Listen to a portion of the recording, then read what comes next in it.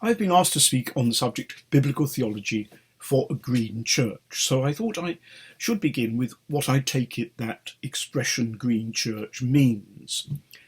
And I take it means something like a church that understands its mission, its vocation from God, to relate to the whole of God's creation on this planet, not just to humans. And a church that really takes on board the fact that human life is inextricable from the rest of creation. We cannot truly work for human good without seeking the good of the whole creation, and we cannot truly know God without recognizing God as the creator of all things, who cares for his whole creation. I think it's fair to say that in the modern period until recently, you would have had difficulty finding a green church.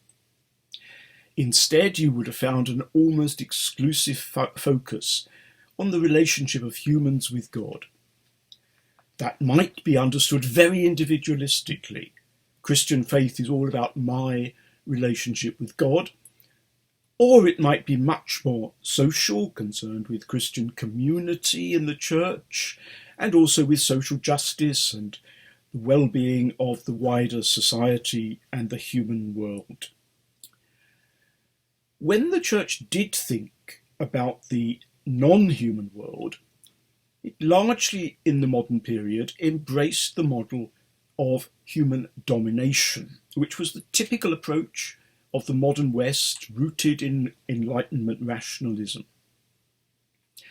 That approach lay at the root of the great modern technological project of subjecting nature to human control for the benefit of humans.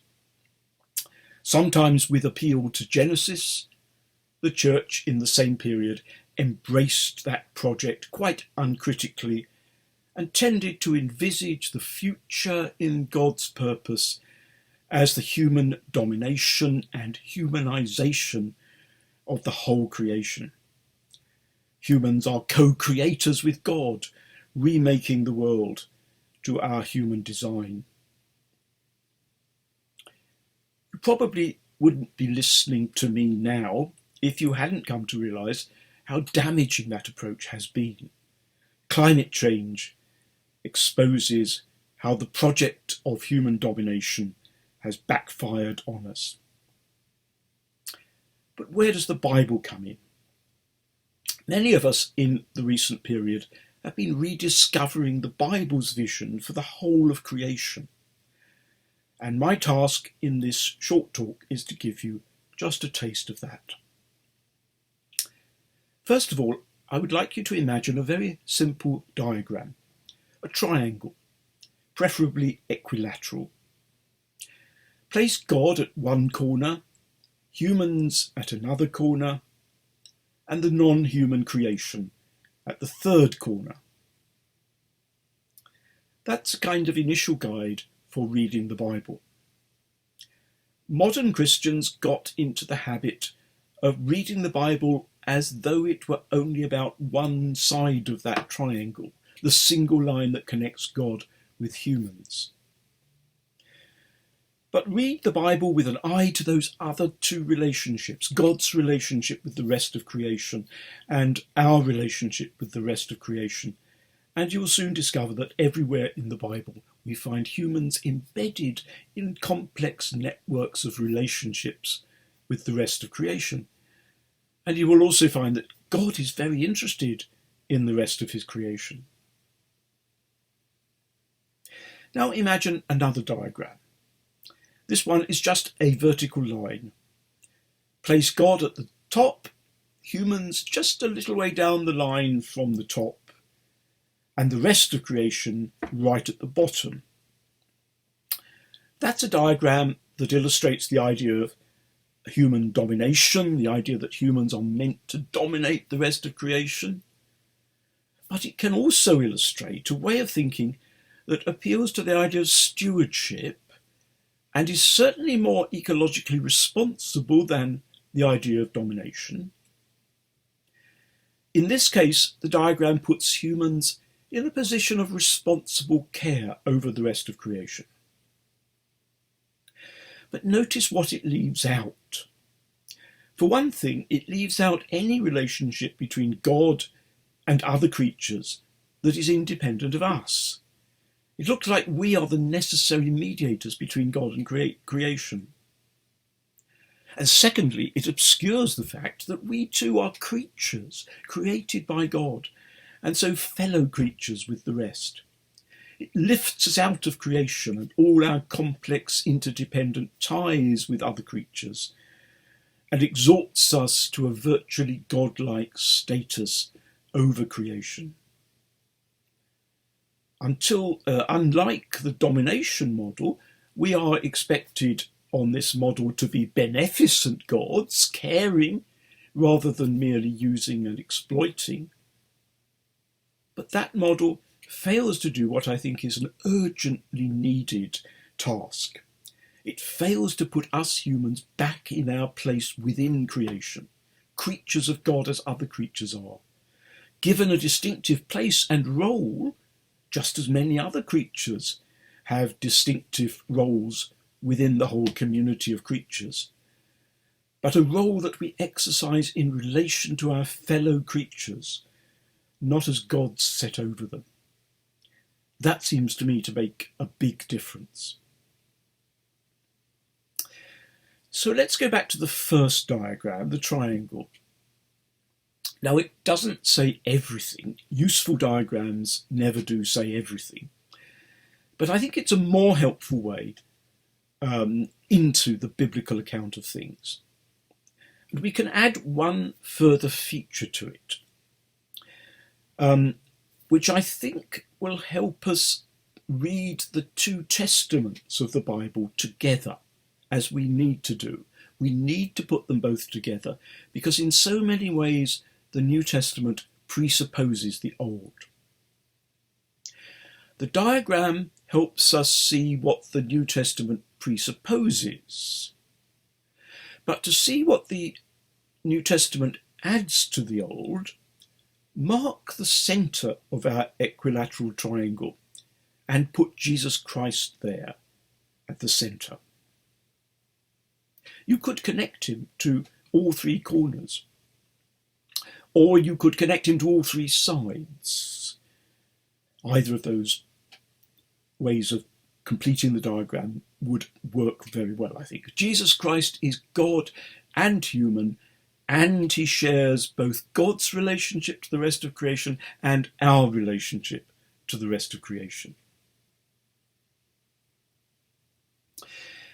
Now, before we look at specific texts, I want to give you one other indication of the way we can rediscover the Bible's message in our context. The Bible as a whole tells a story. Some people call that the big story or the meta-narrative, because it's the story that includes and encompasses all other true stories about this world and all the smaller stories that the Bible itself tells us within the overarching big story. The big story is the story of God and his world, and it runs from creation in the beginning to new creation, or we might more clearly call it the renewal of creation at the end. It's the story that begins in the first two chapters of Genesis and it ends in the last two chapters of the book of Revelation, the two bookends of the whole Bible. How does the story go? One way of summarising it very, very briefly is this. God creates the world, things go very wrong, and God puts everything right. But that doesn't actually say quite enough, so try this one. God creates the world, things go very wrong, and God not only puts everything right, but makes of his creation something even better than the way it started. We might say there's been a devastating pandemic and God is building back better.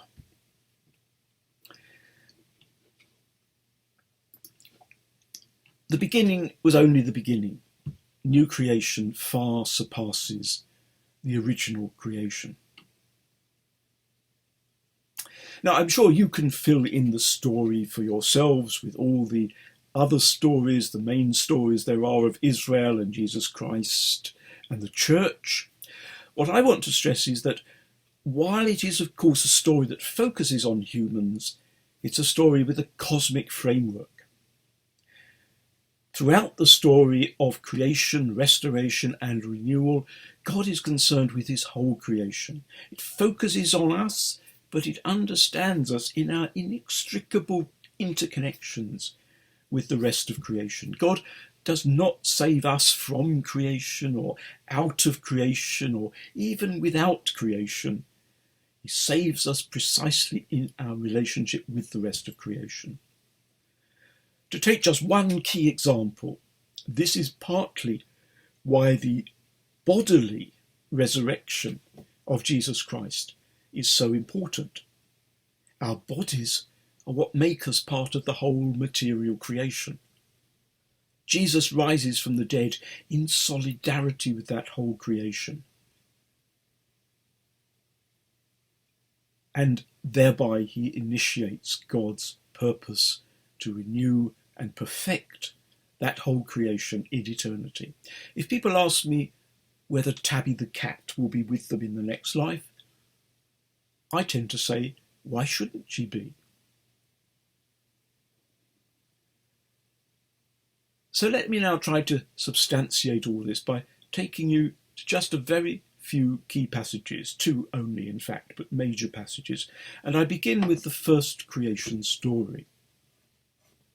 I say the first creation story because there are actually 6 or 7 creation stories in the Bible, and we're going to look at another of them in a moment. But the first creation story is the well-known account of God's creation of the world in 6 days in the first chapter of Genesis. It's a story that has much insight to give us, so long as we do not misread it as though it were a literal history of how the world came to be. I'm sure it was never meant to be that.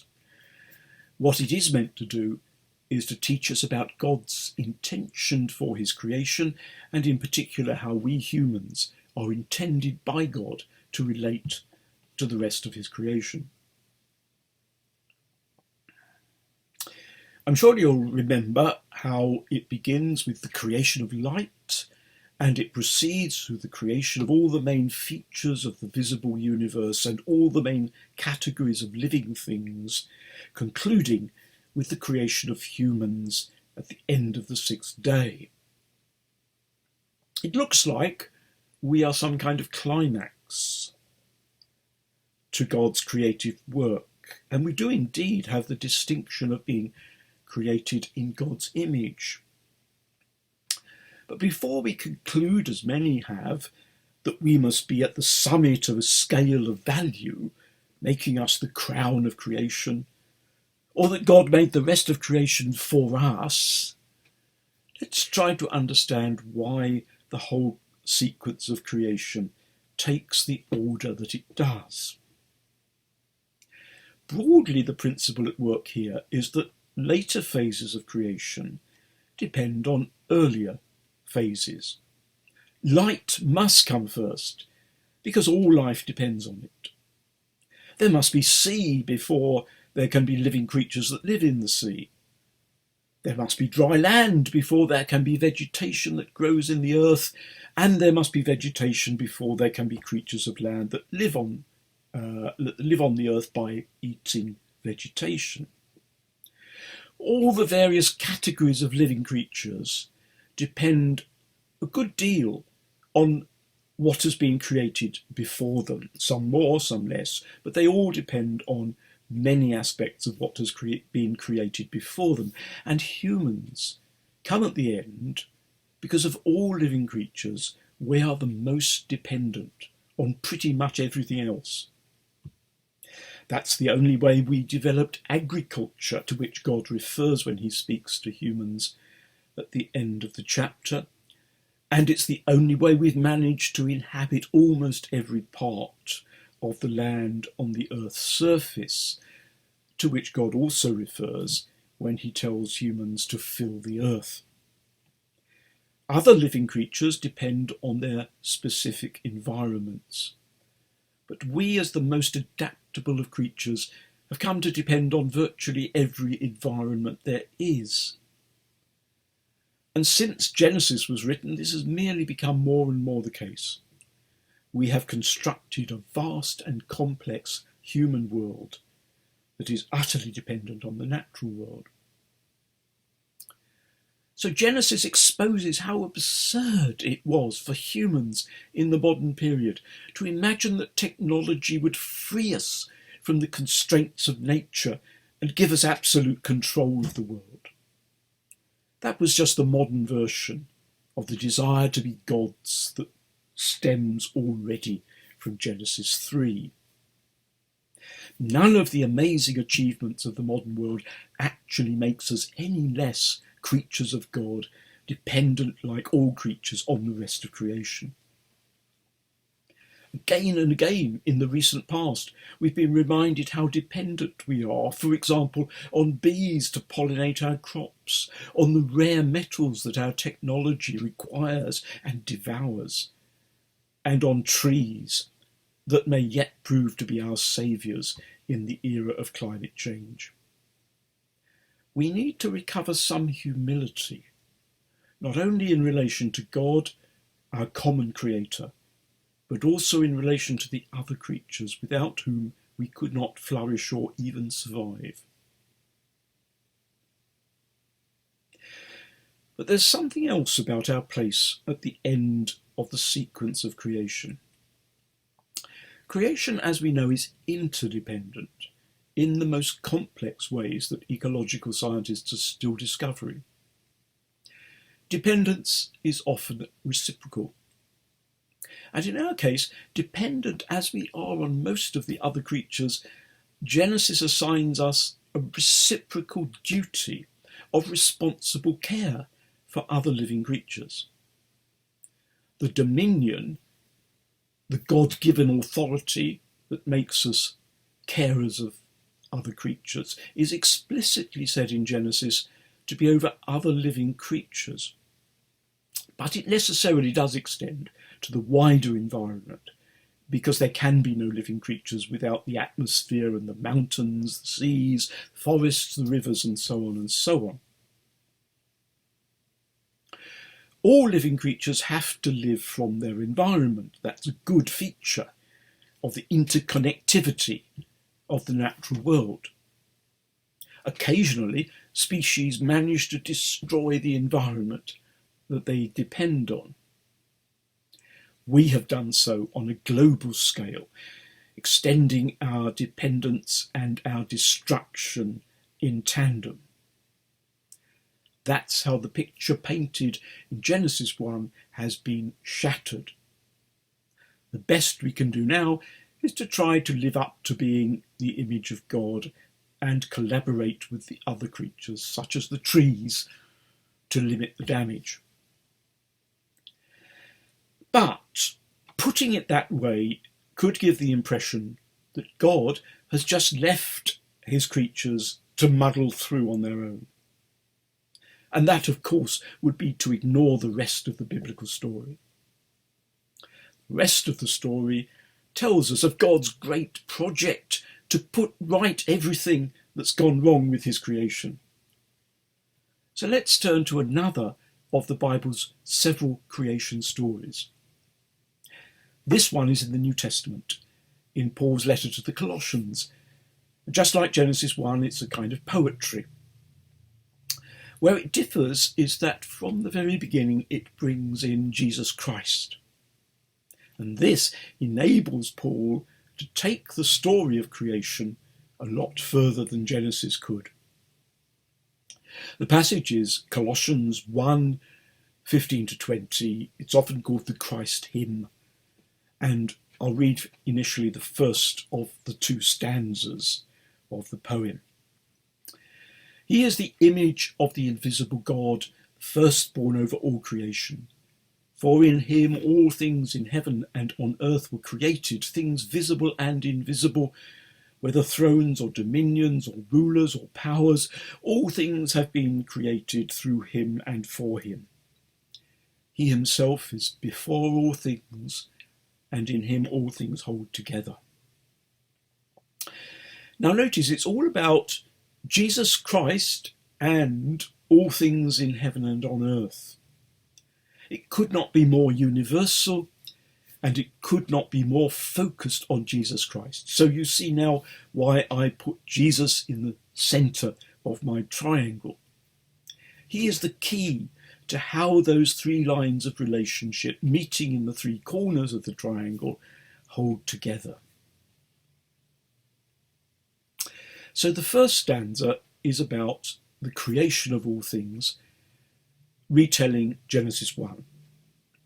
The second stanza is about new creation, about the renewal of all things, and Jesus Christ continues to be the key. Here it is. He is the head of the body, the church. He is the beginning, the firstborn from the dead, so that he might come to have first place in all things. For in him all the fullness of God was pleased to dwell, and through him God was pleased to reconcile to himself all things, whether on earth or in heaven, by making peace through the blood of his cross. There is so much there that could be said about this passage. I'm going to mention, and this will be the last part of my talk, I'm going to mention just three things. First, notice that this stanza is just as much about all things as the first stanza is. Just as God created all things, so it is his purpose to reconcile all things. The scope of salvation is as wide as the scope of creation.